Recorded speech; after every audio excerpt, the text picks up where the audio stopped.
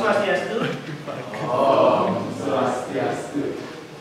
Yang terhormat Bapak Kepala SMA Negeri 1 Kerawitan yang diwakili oleh Pak Eka Firman. Yang terhormat Bapak Ibu Guru Pegawai SMA Negeri 1 Kerawitan, dan di sini anak-anak SMA Negeri 1 Kerawitan yang Bapak cintai dan banggakan. Hari ini kita akan melaksanakan sebuah analisis aset yang ada di SMA Negeri 1 Kerawitan. Ini merupakan bagian daripada tugas daripada guru penggerak. Jadi yang pertama yang harus di sini saya berikan adalah tentang aset-aset dalam sebuah komunikasi. Yang pertama yang kita harus pahami dulu tentang aset. Apakah itu aset? Aset merupakan bagian terpenting daripada sekolah. Dengan aset tersendiri kita akan mampu membangun daripada sekolah. Sekolah sebagai sebuah ekosistem, dimaksud di sini adalah sekolah itu memiliki dua komponen abiotik dan biotik yang saling bersinergi. Oke. Yang di sini komponen biotiknya berupa murid, kepala sekolah, guru, staf, tenaga pendidik, pengawas sekolah, orang tua, masyarakat sekitar, dinas terkait, dan pemerintah daerah. Kemudian faktor abiotiknya itu sendiri adalah keuangan, sarana prasarana, dan lingkungan alam. Selama ini kan kita selalu berpikir permasalahan kita itu berdasarkan pada kekurangan apa yang ada di sekolah kita di SMA kita. Jadi kekurangan aja kita pikirkan. Ini yang belum ada dan sebagainya. Mengapa kita tidak berubah mindset berpikir kita tentang aset? Apa yang bisa kita gunakan atau manfaatkan dalam sekolah ini? Kalau dilihat daripada pendekatan aset itu sendiri ya, aset based approach atau pendekatan berbasis aset itu adalah cara praktis kita menumbuh kembali hal positif dalam kehidupan dengan menggunakan kekuatan sebagai tumpuan hidup kita, tidak untuk memusatkan perhatian pada apa yang berjalan dengan baik dan menjadi inspirasi dan menjadi kekuatan atau kontribusi yang positif. Ya. Jadi pada dasarnya kita berbicara tentang aset itu adalah berkaitan dengan apa yang ada di sekolah ini bisa dimanfaatkan untuk kemajuan sekolah. Itu aset. Sementara ini kita kan berpikir masalah kekurangan aja. Jadinya saat kita kekurangan ada, kita mulai memikirkan pikiran negatif itu akhirnya kita tidak mau dalam artian memajukan sekolahnya. Kemudian selanjutnya pada pendekatan berbasis aset ini kita harus fokus pada aset dan kekuatan, membayangkan masa depan, berpikir tentang kesuksesan yang telah diraih dan kekuatan untuk mencapai kesuksesan tersebut, mengorganisasi kompetensi dan sumber daya, merancang sebuah rencana berdasarkan visi dan kekuatan, melaksanakan rencana aksi yang sudah diprogramkan sesuai dengan visi kita di SMA 1 Kerawitan. Kita harus ada kerjasama antara guru, pegawai, komite, kemudian siswa, semua harus bekerja sama. Ya. Untuk masalah aset, kita punya 7 modal utama, yaitu modal manusia, modal sosial, politik, agama dan budaya, fisik, lingkungan, dan finansial. Jika dilihat dari ke-7 model tersebut, pertama adalah modal manusia, yaitu sumber daya manusia yang kita ada di SMA 1 Kerawitan ini. Kemudian lingkungan alam, mungkin ada lingkungan alam dalam artian di sini lahan kosong ataupun yang kita bisa manfaatkan di sini untuk program-program yang kita akan laksanakan. Kemudian modal sosial berkaitan dengan interaksi sosial yang ada. Kemudian modal politik, yaitu berkaitan dengan kebijakan yang ada. Kemudian modal agama dan budaya berkaitan dengan pemetaan modal agama, yaitu budaya dan agama yang kita miliki di Bali ini yang sebagai kekuatan kita untuk menuju yang baik, seperti yang kita sudah lakukan. Misalnya bulan bahasa Bali salah satu bagian daripada implementasi aset bidang budaya dan agama. Kemudian modal finansial berkaitan dengan keuangan dan modal fisik berkaitan dengan gedung dan sarana prasarana. Jadi di sini kan kita akan melaksanakan sebuah programnya itu salah satu komunitas belajar. Yang kedua adalah program pelatihan basis. Jadi kita bisa berpikir tentang aset-aset yang kita bisa gunakan di sini untuk kemajuan tersebut dan melancar program yang kita lakukan. Bagaimana? Ada sudah bayangan? Sudah bayangan ada dari teman-teman guru dan pegawai, kemudian dari perwakilan dari komite, kemudian dari anak-anak sudah ada bayangan? Terus itu kita akan mulai ya. Kita akan menggunakan aset tersebut. Yang sudah bagi sebuah kertas tujuan yang bisa digunakan dan disilakan dan ditulis aset-aset yang bisa kita manfaatkan selama ini.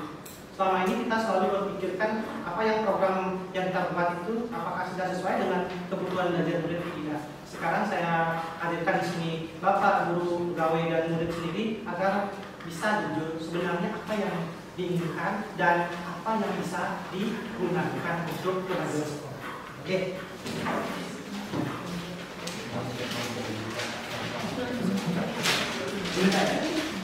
Ya.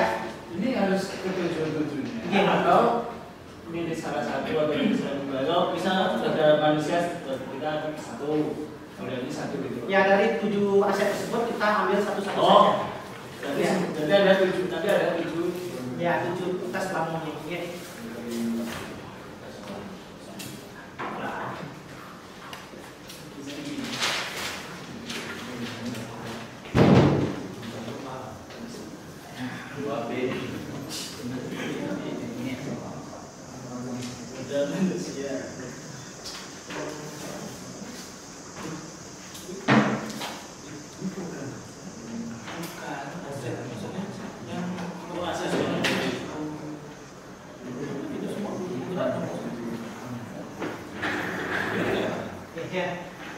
Kembali lagi seperti yang tadi kita sepakati, kita akan menganalisis aset tersebut. Kita akan identifikasi dulu aset-aset yang ada. Aset yang sudah dimiliki. Iya. Atau kita ingin bahwa aset seperti ini, Ya. Harapan atau harapan sudah ada.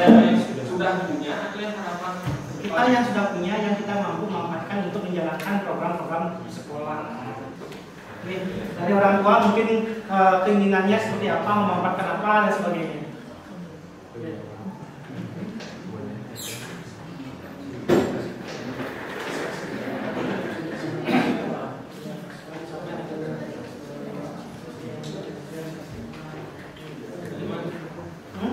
Berarti bisa contoh nih, kita kan punya modal siswa. Iya. Diharapkan, jadi yang kita ambil adalah siswa bisa melakukan eksplorasi kemampuan, mengeksplor kemampuan dengan melakukan ini. Contohnya seperti itu yang ditulis di sini. Berarti kan nggak cuma disebutin modalnya ini, tapi apa tindak lanjutnya dari modal yang sudah kita punya seperti itu. Iya, sudah. Sudah tindak lanjutnya.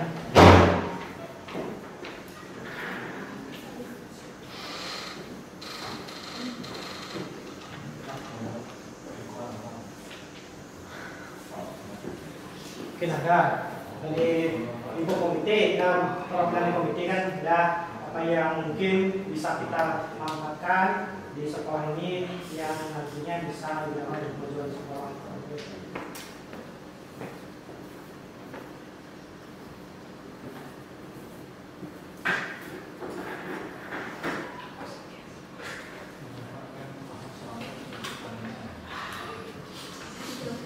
Nanti guru sekalian tani.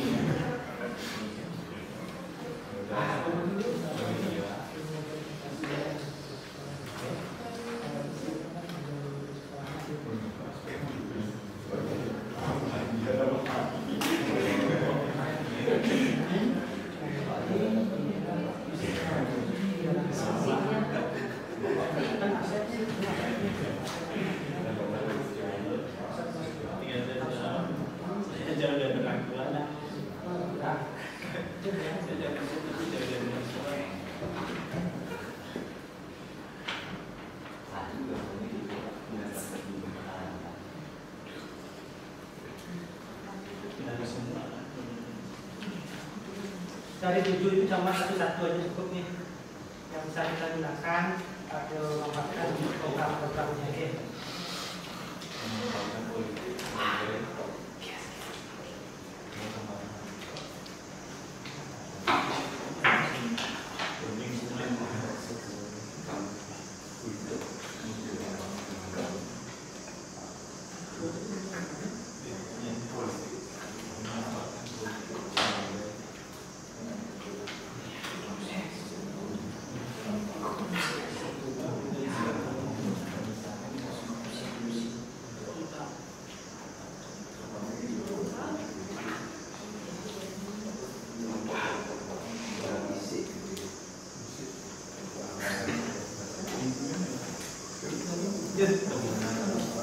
itu dia sudah melaksanakan identifikasi. Ya.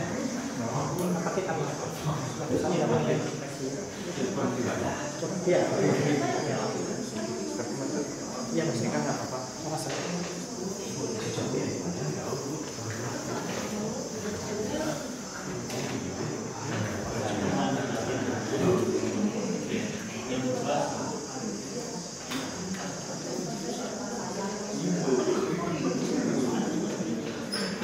Fokus kita di sini adalah mengidentifikasi secara kolaboratif bersama-sama tentang aset kekuatan sumber daya yang dimiliki sekolah yang nanti bisa digunakan salah satu aset ya. Misalnya kita kan punya tim kreatif, itulah salah satu aset yang utama kan. Kalau tidak ada tim kreatif mungkin tidak ada dokumentasi kegiatan-kegiatan proses ini. Lagi aset apa lagi yang ada di sekolah yang bisa kita identifikasi, yang bisa digunakan untuk kemajuan sekolah. Ya, jadi kita orientasinya di sini adalah berpikir positif tentang sekolah.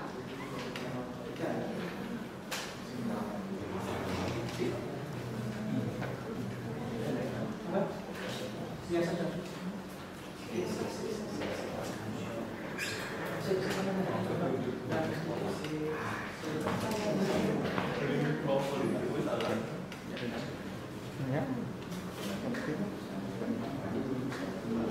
Jika Bapak Ibu guru pegawai perwakilan orang tua dan siswa sudah memiliki kekuatan yang kita miliki, bisa kita tempel di sini.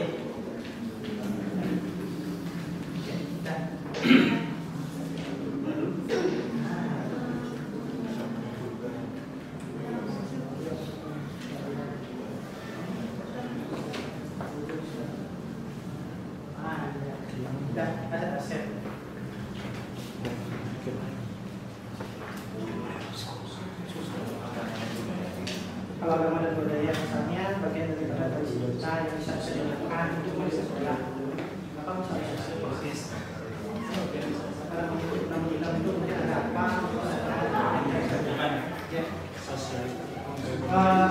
Sosial itu bagian daripada tadi sosial saya dengan Pak. Bisa membuat Bisa bagian politik itu bagian kebijakan dari sekolah, aturan sebagainya.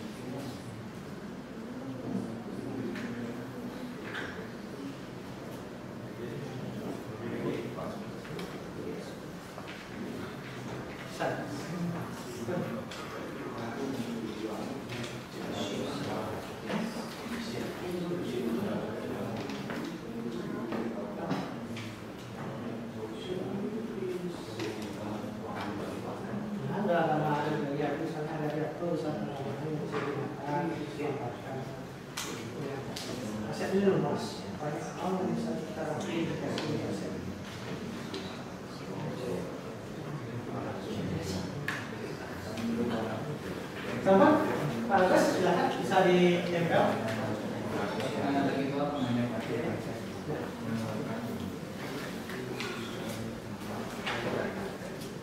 Kita gunakan di sini memetakan aset. Ya, artinya ada hal tersebut, bangunan ada yang bisa dimanfaatkan untuk kemajuan sekolah. Ya.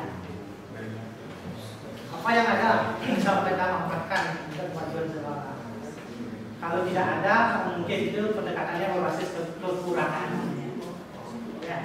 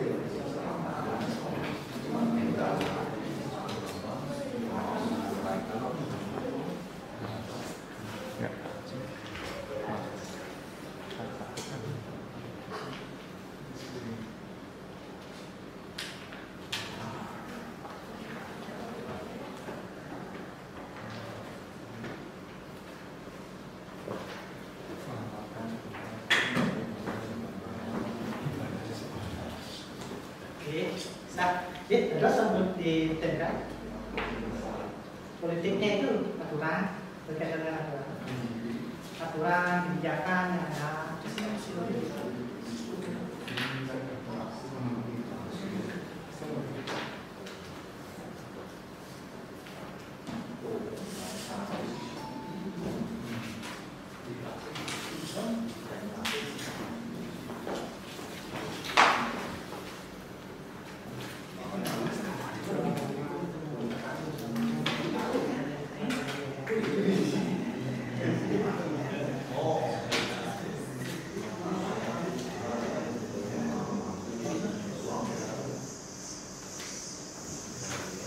Ya, bisa harus dan bantu.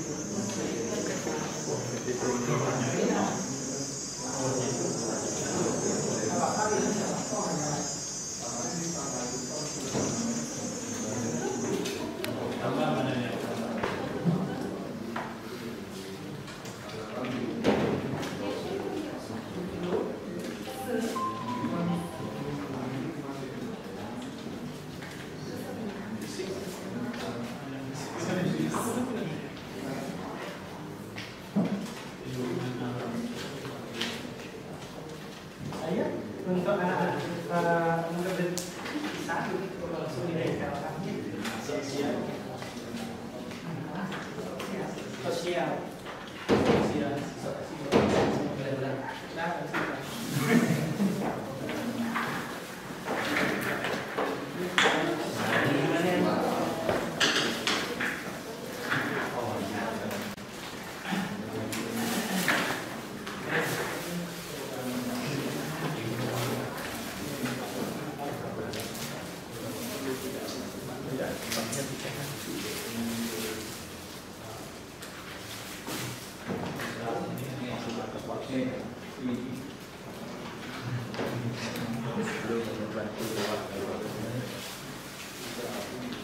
Manja.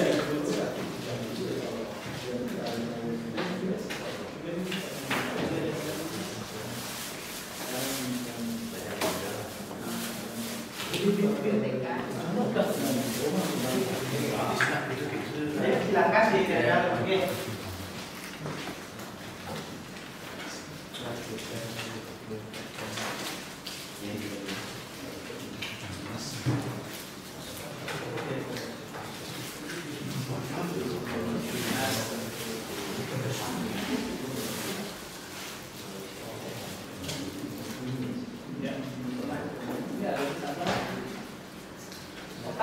Dan tugas.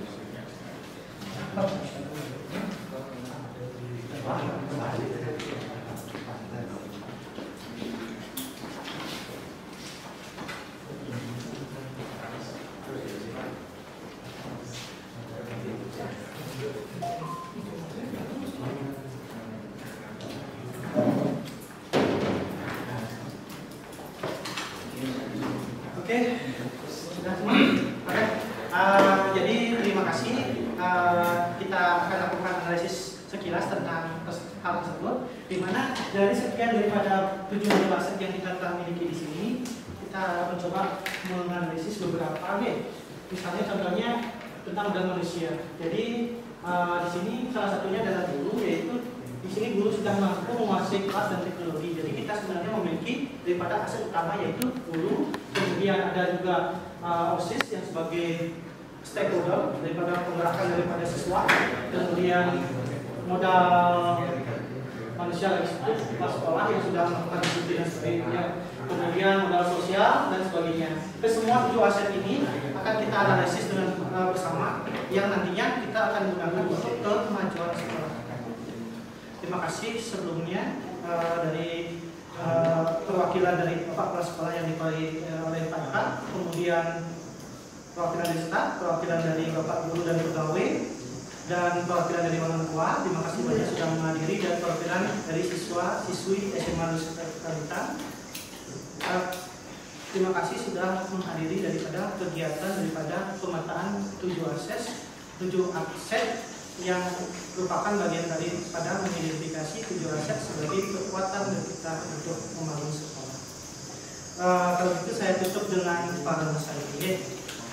Om Santi Santi Santi.